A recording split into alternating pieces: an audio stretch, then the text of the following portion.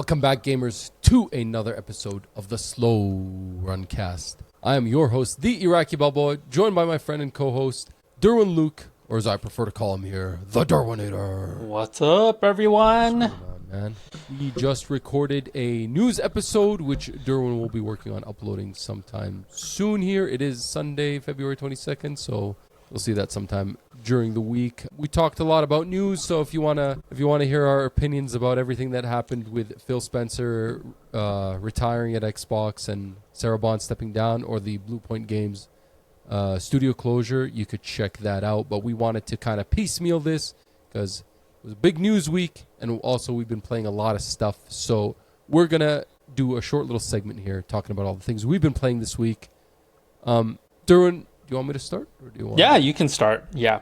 We'll start with the small stuff, and then I'll give my definitive review of Sons of Sparta. Yes, I'm excited to hear everything about that from you. So, I talked last week about picking up Mario Tennis Fever, and I have been playing Mario Tennis Fever for the past week, so I am getting very close to finishing all single-player content, or all, story content in the game.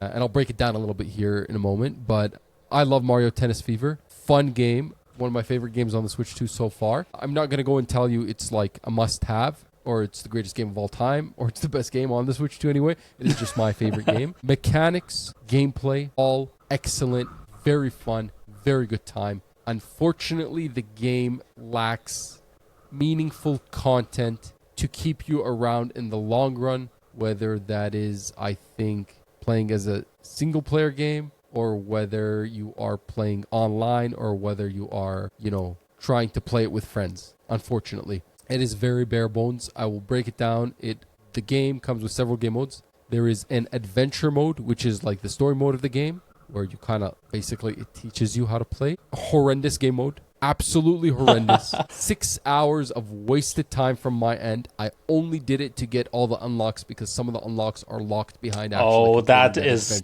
unfair. It was brutal. I rarely fall asleep while playing a video game. I fell asleep playing that game 3 times. 3 separate occasions where I nodded off while playing that game. Absolutely brutal. I mean, unless you care about unlocking all the rackets, like there are 5 or 6 rackets locked behind that adventure mode. Yes, Fever rackets. So do you actually have to finish the whole story to unlock all the rackets too? So the final racket unlocks with the last person you face? Yep. Jeez. So that is very unfortunate. The second game mode is a tournament game mode whereby there are 3 cups, sort of similar to Mario Kart, how you have like specific cups to play through. There are 3 cups. These are like the creme de la creme of the like actual gameplay. These are like, there's no gimmicks, there's no mini games, there's no little twist to it. It is like pure, the only twist is the Fever rackets. It is pure tennis, 3 games, or 3, I don't know how it works in tennis. There's sets, and then there's games, and then there's matches. It's game, set, and match. Yeah. So you play like a full match, and it's like a knockout stage. There's quarterfinal, semifinal, final. 3 tournaments. You could play them on singles or doubles. If you don't have anyone to play the doubles tournament with, you can play with a computer with a CPU as your other double, which I did that.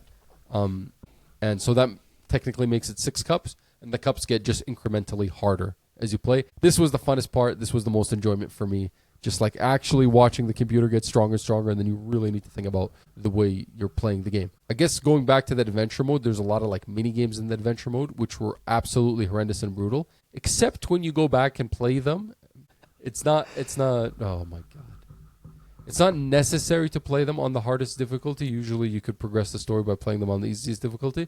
Well, playing them on the hardest difficulty, they're kind of fun mini games. Unfortunately, they're really not accessible except within that adventure mode. There's no way you can replay those mini games in any meaningful way co-op. Oh, really? They're just stuck in the adventure mode, so it's really weird. There's other mini games in the game, but not that. Then there is the Tricky Towers mode, where it's kind of like, in video games where you're like, there's like a game mode where you like climb the tower and you try to get to the top, and it incrementally gets harder and harder. Okay.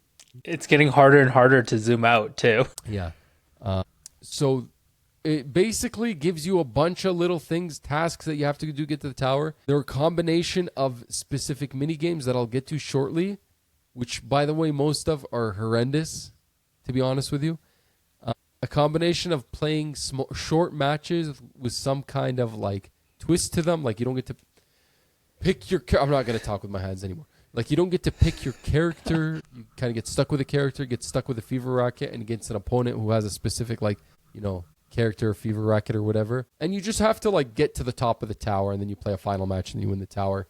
There's like 3 towers and they incrementally get harder. Not the most interesting, to be honest with you, maybe because the minigames were not that great. Trying to play it co-op is brutal too, because I tried to play with my son co-op. Basically, you just become like a nobody copycat, like shadow of a person. Oh, as an afterthought. Like you don't get to like select your character and then you guys are like, or that the tricky tower is like equally curated for co-op. No, you're just like a throwaway. It's like that Donkey Kong co-op where it's like you're an afterthought. After you beat it, there's a ridiculous... I haven't really tried this, but that's like my only single player like content left to play. You basically could play every single possible minigame that shows up in the tricky tower, but independently. And actually, there's an unlock locked behind it, which is freaking bewildering. So I have to like play these minigames, and there's 100 of them. You have to clear them all? You have to clear them all. Yeah, Okay. So I don't know if I have the bandwidth for that. The fourth game mode, if you're looking at the screen, is literally just free play. Like it's nothing. You just like set up a match depending on the, whatever you want. Whatever circumstance or scenario you want. So I guess I'll just show you this here over here, Darwin.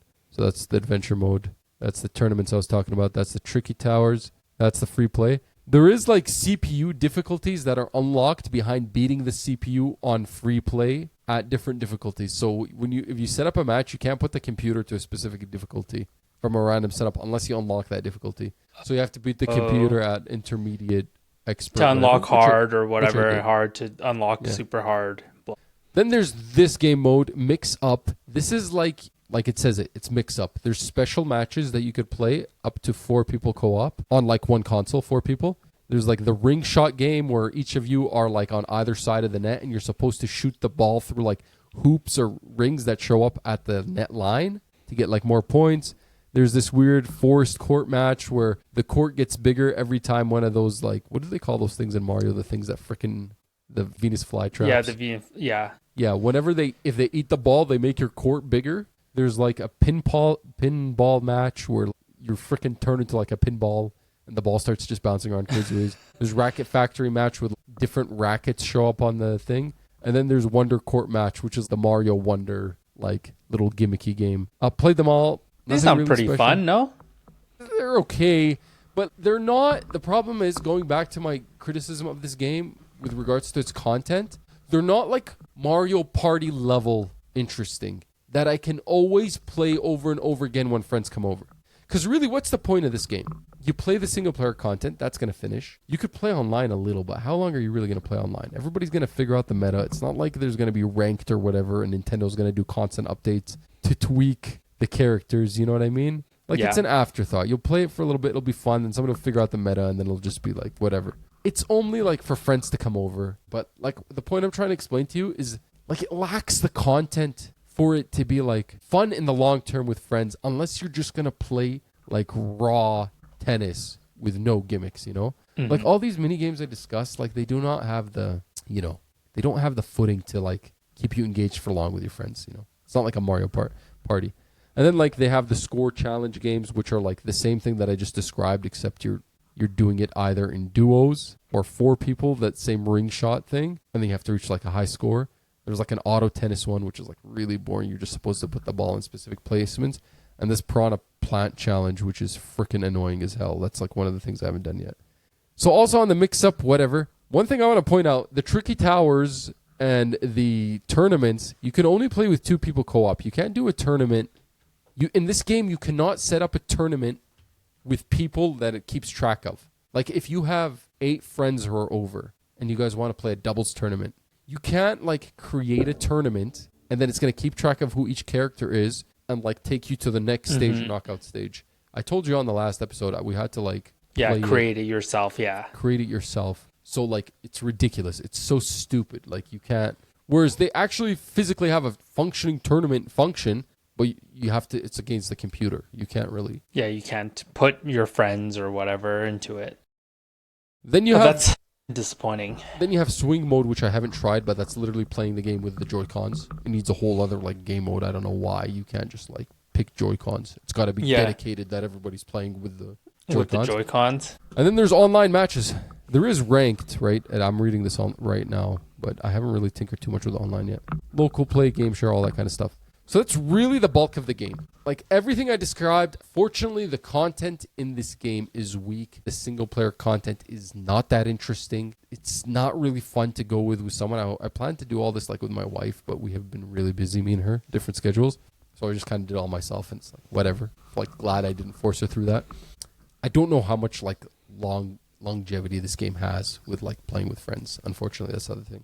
But those are my gripes aside. The core base gameplay is amazing. It is very simple, but very like intricate at the same time. Each character is unique. They have different stats. There's an abundance of characters in this game. Their stats are based on their speed, their power, their ability to like walk around the court, their power, how powerful their shots are, their control, how well they can place the shots, and their curve, how well they can curve shots. And they usually have an added bonus, a specific, like for example, Bones Bowser is really good with backhanded curved, like a specific shot that shot that they're really good. They don't need to power it. Like Rosalina could do this nasty like lob shot curve where she curves like a lob shot and it lands in the most random place. So each one, there is depth in the gameplay. The characters feel unique. They do not feel samey. Each character feels different, right? So that's great. Like the way the gameplay plays out where you have like your straight shots, your top spins, your slices, your drop shots, your lobs, and mixing all of that feels really, really good. And it doesn't feel bad to play doubles. Doubles feels okay. You know what I mean? Usually that's a problem sometimes with some Nintendo games. You try to add a second person, all of a sudden the game is just terrible, right? And then the fire rackets. The fever rackets. Oh my God. They are so interesting. The fever rackets are basically a racket you have that has a charge meter that gives you the ability to do a special shot that's really hard to block, but then an added bonus to it, right? So there's like a racket that drops like a volcano on the ground. There's a racket that drops like mud on the ground. The mud racket slows down your player, but also slows the ball when it lands in the mud. So it's harder to pick return. There's like a racket that increases your swerve. There's a racket that causes you to shoot like these crazy bullet, like fast, like shots. There's a racket that lets you double yourself. So there's two of you playing on the court. The other being controlled by computer. My favorite racket is like the base racket. It's like the most like simple racket, but it's like OP. It's the Golden Dash racket, which once you set that up, it gives you the ability to cross the court at very high speeds. So you could like literally return anything, right? More of a defensive racket. So many rackets to choose from. So crazy. Like some things feel like they're meta and some things don't.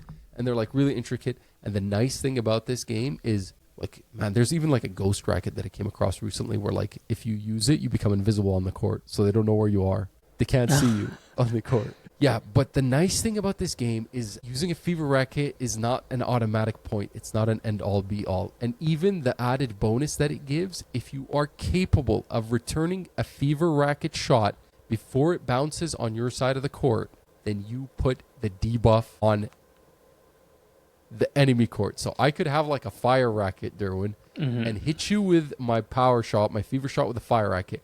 But you anticipate it in time and freaking return it back before it lands on the ground on your side. Now it's on my side. It's live. I got to return it back before it lands on my side. And we could keep going back and forth. And then eventually you could actually land it on my side. And then like I basically debuffed myself with that fever attack. Oh, that's funny. So really good. So really that's the summary. Like this game I think is really fun. Its minute by minute is really fun. Its characters are very unique.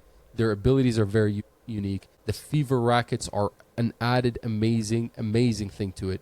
But aside from just playing raw matches, whether online, and I don't know how long you're going to be able to do that, or just playing it with friends when they come over, the content in this game is really lacking. The adventure mode is brutal to play by yourself. The semi-decent minigames in the adventure mode are not accessible outside of the adventure mode. Tournaments are great, but you cannot set up a tournament with only like players. It's just got to be against the CPU. The tricky towers are kind of weird, and I don't really know. Some of the minigames are off. Those special mode minigames, not really great, not really that interesting. It's like you play them with your friend and you're like, I'd rather just play a regular match. So that's unfortunately like my mixed take on Mario Tennis. I really love it. I'm really enjoying it. I'm going to play it probably pretty religiously for the next week until that marathon beta happens and that and Resident Evil Requiem comes out. Yes. We are. So that is 5 days away from Requiem? We're getting pretty close here. 5 days, yeah. Jeez. So I don't really know, man. I might actually skip Requiem for the first week just in order to play the marathon. You know, if you skip it for the first week, you're not coming back to. But that's the problem. Requiem. I'm afraid of buying it and not even playing it anyway because of marathon. You know what I mean? Like such limited time. Anyway, that is Mario Tennis Fever. Probably a 7 out of 10 I'd give it. Really fun. I'd recommend. I'm going to hold on to it a little while and see if it actually serves any purpose in my household as a party game. If it doesn't, probably I'll let it go. Like, for example, Mario Kart doesn't really serve as a party game in my house, unfortunately. Like, nobody really wants to play it. Whereas Mario Party still kind of has. Actually, Lego Party is the one that's really been sticking around here. Nice. Okay. Yeah. I'll move on to some of the other stuff I've been playing just quickly here. The Neva DLC came out. Neva Prologue came out on Thursday. This was something we saw at the State of Play. Me and you both love Neva. I love Gris too. Like, I got the freaking special editions whenever they came out. Neva came out in October of 2024, so it's been a little while when this DLC came out. It is a prologue as to how the girl meets Neva. Long story short, it's really more of Neva. Durwin. Yep.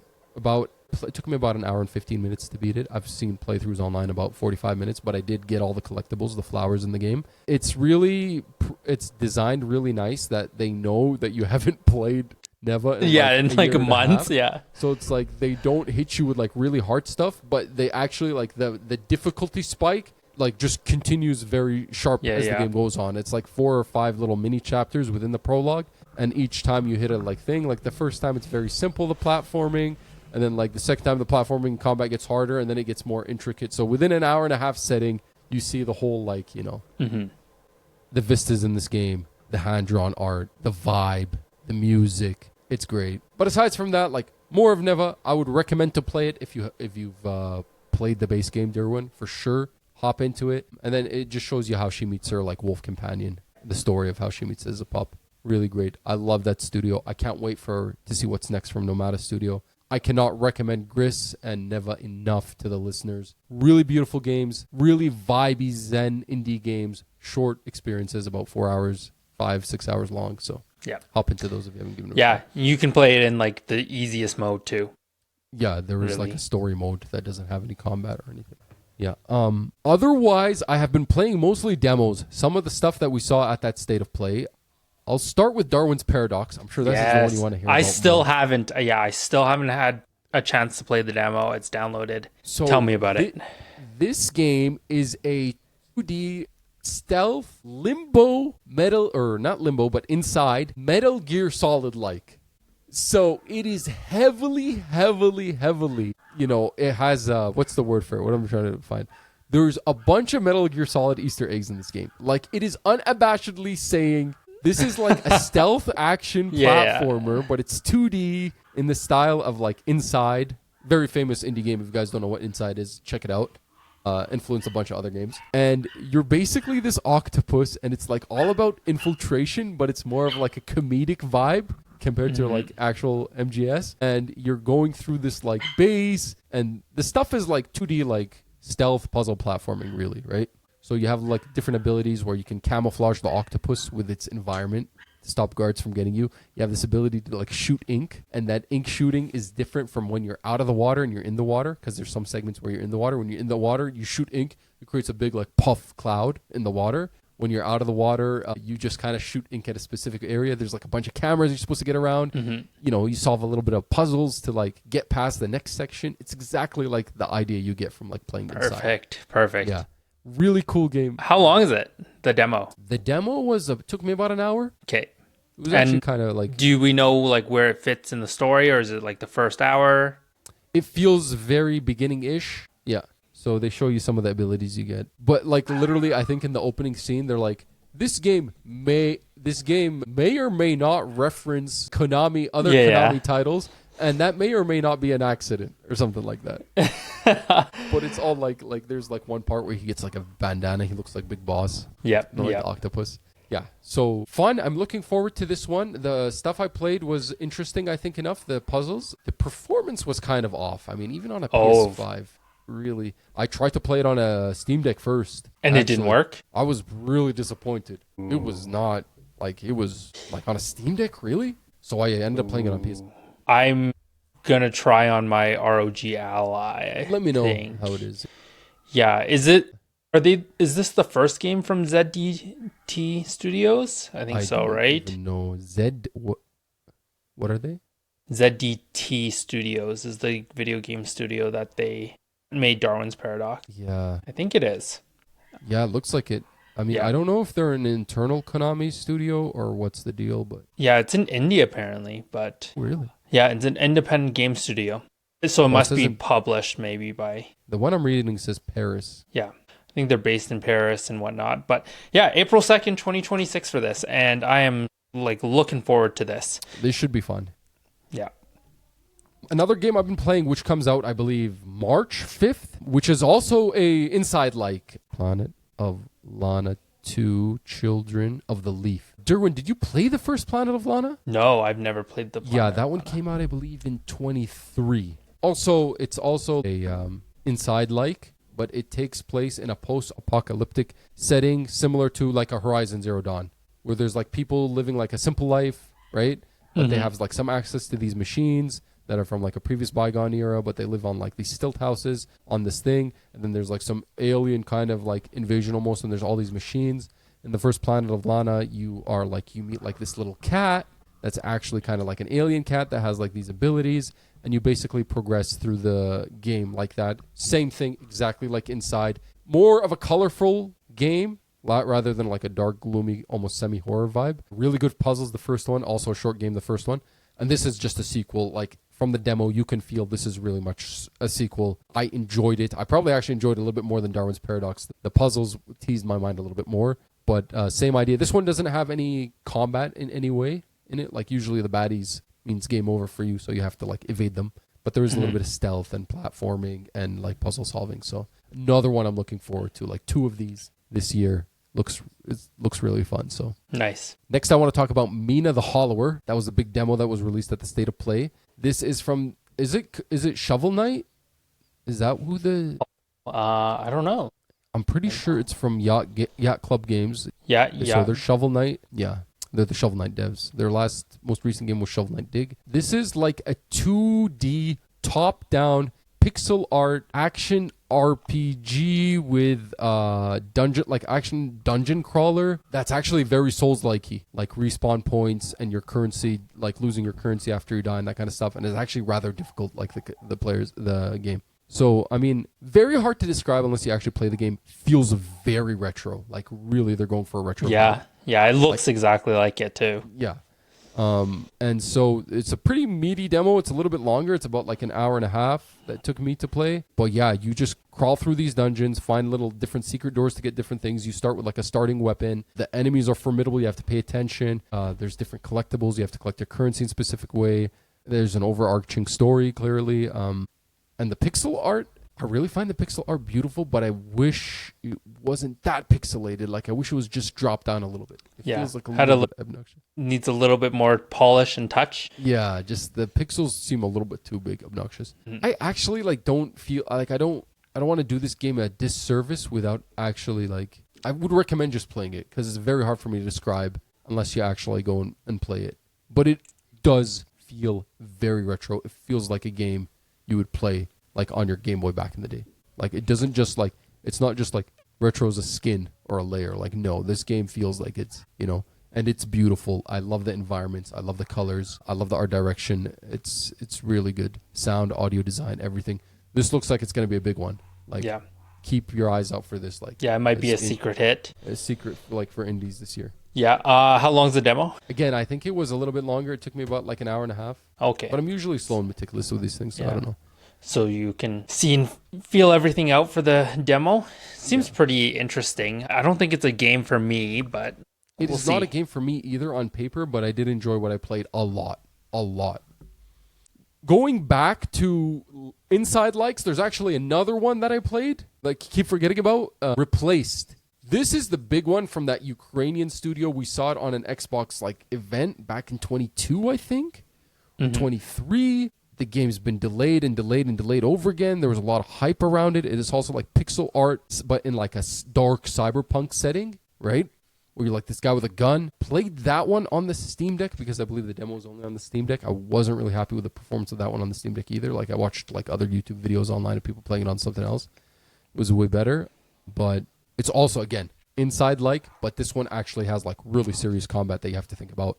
A lot of dodging, a lot of parrying, a lot of blocking, stuff like that. So, I don't know. I was really looking forward to this one for like all these years. I'm not exactly sure how I feel about it now. It was supposed to come out next month, but it got delayed till April, just a little bit after, I think, Darwin's Paradox. So I'm going to keep my eyes out open for that one, but that one I wasn't the most excited for that one compared to the other games. Yeah, I think I talked your ear off about demos. We're good. That's it for me. Yeah. Oh, you did try a lot of demos. I did, yeah. I'll start with something small. Something that came out last year. A Death by Scrolling. Yes. Remember that amazing quick trailer that we saw? I can't remember what it was even. State of play or something. But then we didn't really hear much about the game. It came out to kind of middle reviews. Yeah, it just came out of nowhere, more or less. Yeah, I don't know. It's definitely a roguelike. You just basically adventure into these lands that kind of repeat themselves, and you collect gold. You collect gold to pay this ferryman and run away from the Reaper. It's pretty straightforward. You basically upgrade your character via these cards, and the longer you survive, the better weapons you can pick up, and etc., etc. I didn't spend too much time with this, like maybe an hour. It's pretty boring. Like, honestly, for a roguelike, like Hades 2 does it so much better. Prince of Persia was more interesting. Like, Balatro, I guess, is a roguelike as well, way more fun. This one I thought would be way more fast-paced, but honestly, I find it to be a little bit slow. And really, like, can you increase the speed of the game somehow? I think you probably can upgrade your character eventually so that you can like reach a quicker speed, and also like there must be some sort of like modifier to increase the speed of the scrolling, because it is real slow and your character moves real slow. Yeah, 67 critic score on Metacritic, even though only 4 critic reviews there. I don't think that it made a really big splash. But honestly, I think this game, I don't know if it is available for mobile, but it feels like a phone game. Oh. Like even playing it on my ROG Ally, I feel like I could literally just drag my finger and do the same kind of deal, honestly. That's unfortunate. Its 24-hour player peak was 4, so that was one of you, Durwin. Oh, it probably was, because I was playing last night for a little bit. Oh, that's unfortunate. And then the big one, obviously, is Sons of Sparta.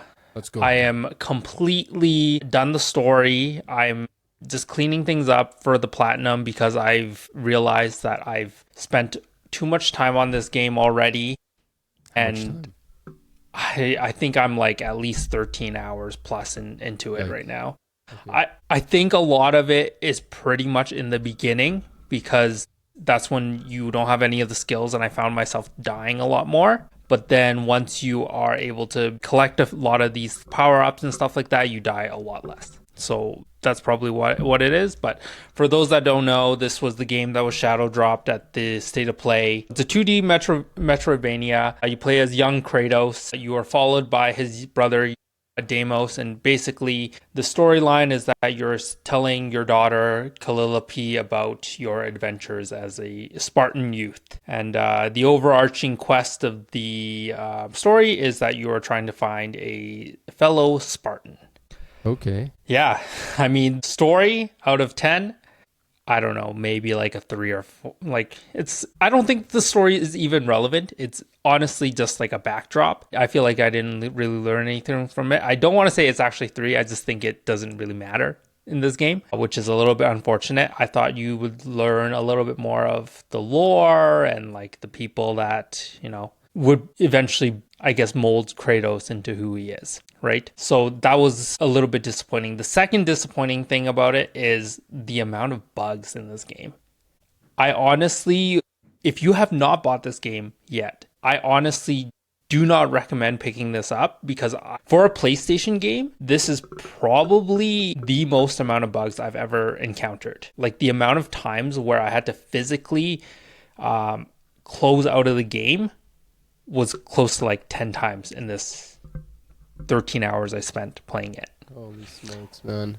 That's crazy. Like, they're not just small bugs. They are basically like game-breaking bugs. Either I was forced to it auto-closed me out forcefully, or you go through a screen and it just doesn't load. Like, it gives you a black screen, or something bugs out in terms of frame rate, and then you're either dissatisfied with like the quality of how it's playing and you close out by itself, or it actually force closes you out. Holy smokes. That's like, doesn't sound great. Yeah, it's not great. I didn't notice that in the hour or so I played. Did you notice any of the small frame drops? No. Does this game get like worse as I feel like during some areas where there are a lot more enemies on the screen, it does actually, like, the frame drop is pretty noticeable. I really didn't notice a lot of bugs, and I only played for about an hour. Yeah. Other bugs that I noticed that weren't game breaking is that sometimes the enemies would glitch out. So like there's like those crab like monsters. I had it earlier today where I was trying to just clear out like some of the regions. The bug creature flew to the top of the screen and was stuck there. Shoot. So that was a bit of an issue. Sometimes Deimos is just on the screen randomly. He'll show up there specifically for when there's a cutscene that's supposed to start, but sometimes he just shows up there. He doesn't do anything. You get close, and he's just there. Jeez. So that was a bit of an issue. What else? Not so much bugs, but something that the creator of God of War also brought up is the aiming with some of the Olympian boons. They suck. Like, you could be aiming slightly off and it literally goes a completely different direction, like slightly. And honestly, the combat doesn't get much better. Does it get more interesting at least? It does get more interesting. The enemies that get... That was brutal, just poking at these guys with this freaking spear and just switching up the poke. Yeah, I honestly think that this game would have benefited from a different weapon type along with the spear, because you are stuck with the shield and the spear the whole game. Mm. You do get special abilities and different tips, very similar to like Ragnarok. Yeah, I saw that. Like, very in line with the Greek hoplite from that the classical period, or a little bit before the classical period, the Iron Age. So the spear, the tip. I mean, it was Chains of Chaos. Yeah, it's poking. You're basically poking people Poking the whole time. I didn't realize that some of the Olympian boons actually have special abilities until like the last third of the game. Shoot, so you're playing without them. So I was playing without them. So like, I think the time I actually realized was when I was like digging through my inventory and I was like, these list all the boons that I have. Like, why does it do that? And then I like click into it and it actually shows like 2 different attacks. And I was like, this makes sense now. So there are like ultimate moves to each like of the Olympians that give you a gift. So like Demeter has a move, Apollo has a move, Hestius has a move. And then also I realized that there's not only the ultimate, there's an alternate move for breaking down like doors and like basically just like the Metroidvania aspect to it, right? The puzzles. Okay. The game doesn't really explain this to you other than Apollo's ability to break through like gates to activate switches. For the unbreakable doors, I had to literally look up how to do it, and it ended up being like Hestia's like alternate move. So that wasn't really explained. Do you meet these Greek gods in the story? No, you do not. You never meet them, which is unfortunate. All you do is basically get gifts from them via their temples. And there's like a caretaker that you interact with. Okay. So it's not like OG God of War or anything. So it is not anywhere near OG God of War. You don't see any of them. The only person you speak to is the Oracle. That seems pretty interesting. Yeah, it's honestly, as reviewed by like Metacritic, what is it, 60 some percent? 63 on Metacritic right now. I wholeheartedly agree with it. Story's not there. Gameplay is mediocre at best in terms of Metroidvania. Playing Rogue Prince of Persia last year felt really good in terms of controls. This one feels very, very like luggy, like switching in between all your special abilities and like the platforming, not great. Yeah, you brought up Prince of Persia. Like, I've played an hour of this game, and I remember my feeling after an hour and about a half was not the same feeling that I felt after like an hour and a half of Prince of Persia: The Lost Crown.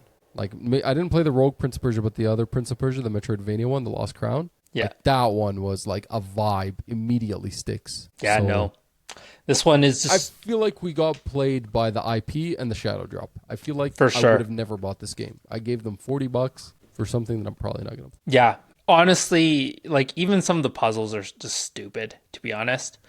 The Metroidvania puzzles, like, Yeah. backtracking. Backtracking, I do give it to them. The amount of like areas that they created for this game is pretty expansive. Like, if you pull up the world map, there are a lot of things to explore and a lot of collectibles to explore. The annoying part is like literally the backtracking. You do unlock like the ability to quick travel, but I still feel like it's not enough. And I think I will have to follow a guide to find all these collectibles, or else I'm just going to be wasting my time.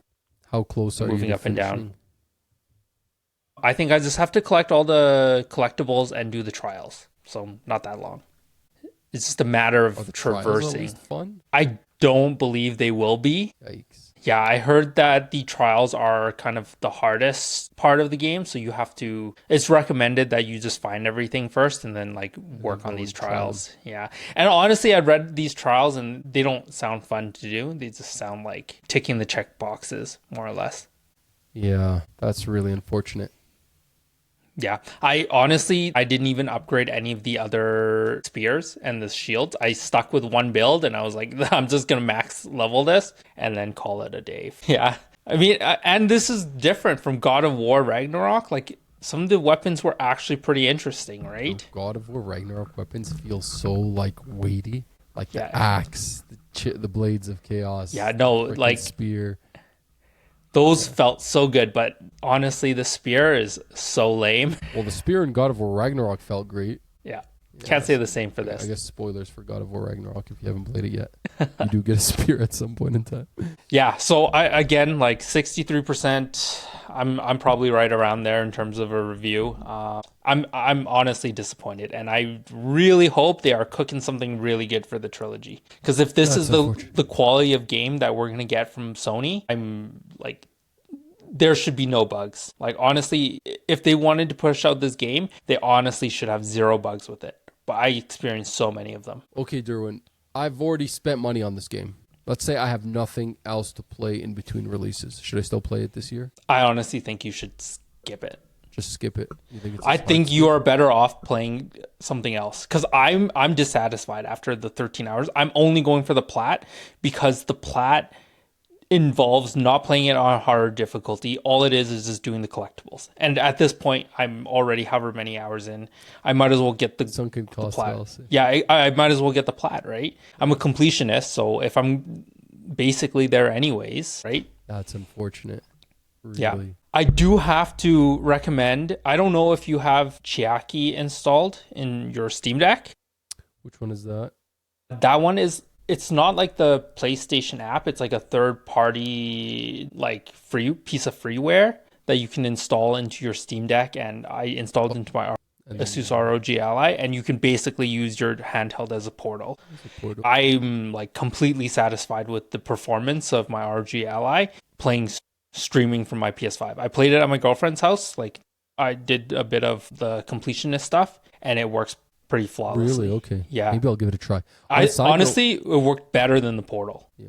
On a side note, I've been recently using the PlayStation streaming service, like on the PlayStation 5, to play a lot of games, like these demos that I'm telling you about, or stuff that I try on like PlayStation Plus, stuff that I don't want to spend time downloading. Mm-hmm. I'm going to play for a short period of time. Dude, it's actually really functional. Like, I've discovered something new. Like, anytime there's like a demo or a game that I just want to try that's on PS Plus, you just I'm stream not downloading them anymore. I'm streaming them, and they actually work very, very, very good. Yeah. I mean, I can stay the same for, I guess we can make this an impromptu review of some streaming services.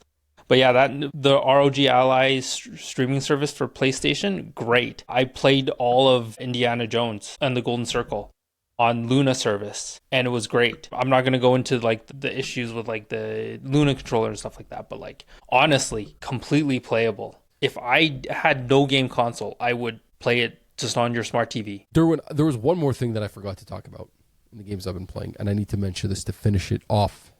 We beat the Elden Ring Night Rain DLC. We finally did it. Holy smokes, what a freaking journey. It's been 2 freaking months, maybe even more. What a freaking game, dude. Oh my god. That was a struggle and a half. The balancers were absolutely like freaking, oh my god, dude. And then the freaking Dredgelord, but we did it. The 2 bosses, it took us a long time. We had to literally like relearn a whole new map that we had no idea what we were doing in for about like 20 hours. And then when it finally clicked, we needed like another 10 hours to finally figure out how to beat this Balancer's boss, and then another 10 hours to beat the Dredgelord. But we finally did it. We finished the DLC content. I mean, technically, there's like new content in the base map because of the DLC that I haven't really checked out the base map much. And I haven't really used the new characters much. Only one of my teammates was using them. So, but as far as the actual like new map and the new bosses, they're done. There is Everdark Sovereign versions of the new boss, but I don't know if I'm gonna. I don't know if I want to go down there. That sounds like a journey. Yeah, I'm not really sure I want to go down that rabbit hole. Anyway, I think that's it. Recap of next week. We are both, I think, going to be jumping into the Bungie marathon. The marathon beta. Yeah, beta. My next on the playlist is either High on Life 2. Nice. Or it's going to be Requiem, depending on how I feel, whether I want to buy new pants and underwear or not. Yeah, for sure. I mean, it looks freaky, dude. I'm excited for it from what I saw last time, but it looks freaking freaky. Yeah. And anything else on your playlist? I'm trying. I'll see how much time I have this week. Monday, Tuesday, Wednesday, Thursdays, the marathon beta. If I can tomorrow grab a copy or buy a copy online for Reanimal. I've been really meaning to play Reanimal. I actually put a pin on Reanimal because of this. Sons of Sparta came out. Like I was gonna buy Reanimal and then Sons of Sparta came out. Like I'll play this instead. But now I actually want to play Reanimal. It's like the the game from the developers of Little Nightmares 1 and 2. Yep, and it's been making a splash. Yeah, it's 80 on Metacritic, which is decent for these games. I'm going to. I really want to give it a try, and it's like short. So I'm thinking about playing that. All time dependent. But yeah, the marathon, the marathon open beta is February 26th to March 2nd, and then the actual game comes out March 5th. So like right away. Somehow I'm supposed to sneak in Resident Evil Requiem during that time. I have no idea how I'm gonna do it. I'm gonna try and figure it out. But Requiem comes out February 27th. Yeah. You know what else also comes out in March? Freaking Crimson Desert, the 19th. Yes, that too. But before that is Pokopia. And that is, my prediction. I have it pre-ordered. I hope it comes in before I leave on March 7th for a trip, because I will be bringing that. Dude, I mean, I got too many other games that I'm playing March anyway that I'm not going to get to. Scott Pilgrim EX. Yes. Beat 'em up game, February or March 3rd. Think Tribute Games is doing that one, the same one as Cosmic Invasion I saw recently. Planet of Lana 2 that I just talked about that I played the demo that I really loved. That's March 5th. Ghost of Yote Legends, March 10th. Let's be honest, that's on your back burner. You're not going to touch that. I don't, this is too much. And then all before Crimson Desert, March 19, which, it's going to be hectic, man. It's a hectic month coming up here. Yeah, I hope I can just clear High on Life like as quick as possible. That's my I've been hearing good things. Goal. Yeah. I've been hearing good things about number 2. All right, guys, thanks for joining us again for another episode of the Slow On Cast. If you enjoyed what you listened to, leave us a like and a comment, subscribe, share with your friends, ring the bell to get the notification. We're on YouTube right now. We're trying to figure out the Spotify situation and the Apple podcast, but we'll get back to you on that. So thanks for joining us, guys. We are out. See ya.